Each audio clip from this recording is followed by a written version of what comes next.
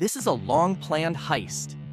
A security company named Fortico is transporting a cash-filled armored vehicle when suddenly a cement truck blocks the road. What is this? The robbers use an excavator to lift the armored vehicle to prevent it from driving off, cut open the doors, and deploy stun grenades to subdue the security personnel. However, they fail to notice a boy in a nearby car witnessing the entire robbery. When the robbers realize, they order the boy out of the car. Confused and trembling, he tries to call his father, but his dad is already on the phone. Overcome with fear, the boy can only comply with the robbers' demands to lie down on the ground. As the robbers are moving the money bags, a security officer suddenly attacks, pulling off a robber's mask. The robber shoots him dead.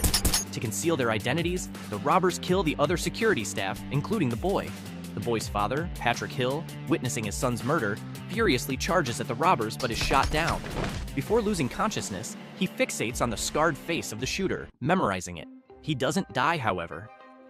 After 3 months of treatment, he finally leaves the hospital and applies for a job at the robbed security company. The manager, Terry, mentions the truck incident, noting that 2 guards and a civilian are killed. Fucking tragedy. And they still haven't found the scum who did it. He informs Patrick Hill that he will be replacing them, but first, he needs to pass some firearm tests. He is trained all day by Bullet, barely meeting the threshold to become a guard. Once approved, they nickname Patrick H. Later, he meets other guards, including Hollow Bob and Boy Sweat Dave. Their first drop-off begins with H, and as expected, the day goes smoothly, everything proceeding according to plan. The next day, H and Dave go out to work. Suddenly, armed robbers using radios force them to stop, having caught them in their sights. They order H to throw the money bags into the back of a pickup truck. I said throw the money in the fucking flatbed! But he deliberately drops one from the truck. Sorry, pal. As one of the gunmen approaches, H throws a bag, but quickly shoots the man in the head. He continues firing at all the gunmen with 100% accuracy, killing each one before pursuing the leader. He chases the leader through nearby buildings, cornering him and blowing his head off. H's actions at work are scrutinized by Terry, who tells him that he will be working on a desk for at least a month. However, Fortico CEO Blake Halls praises him, suggesting he deserves a promotion. What you did deserves credit. You're a real hero. H is then called in to review video footage of the previous truck robbery to see if the gunmen in the recent robbery look familiar. He stares at a particular robber, but tells others that nothing seems familiar. Then, these 2 agents are proven to be working for an agent named King, who believes H will lead him and his men to the perpetrator of the first robbery. Other guards applaud H's heroic actions. He thanks them and then starts working as usual until 3 months pass.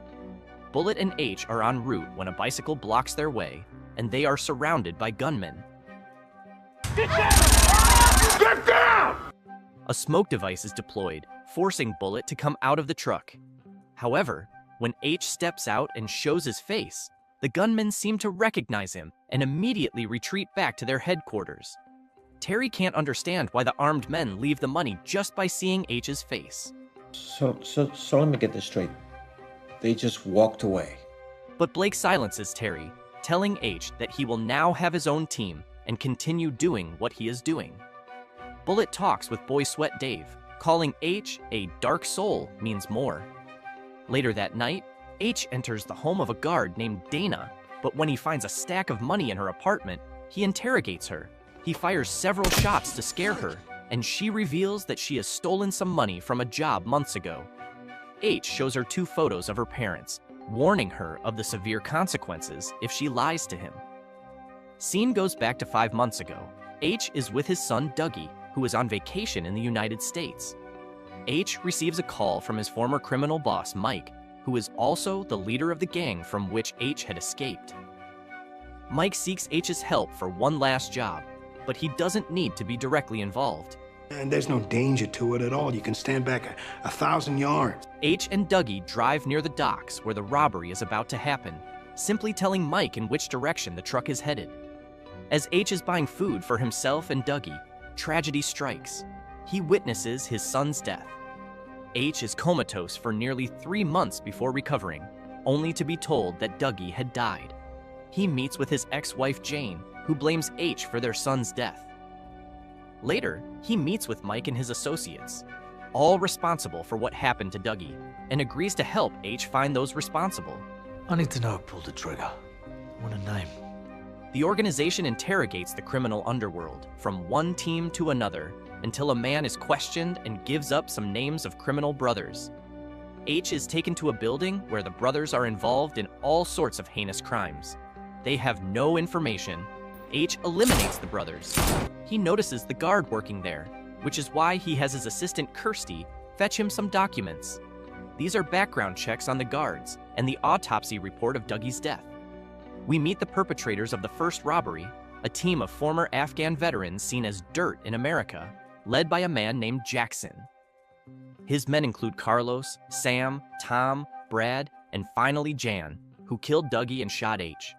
They are seen planning the truck heist at a party hosted for Jackson. The crew starts the robbery, noticing H and Dougie have stopped during the process. Sam orders Dougie out of the car to lie on the ground.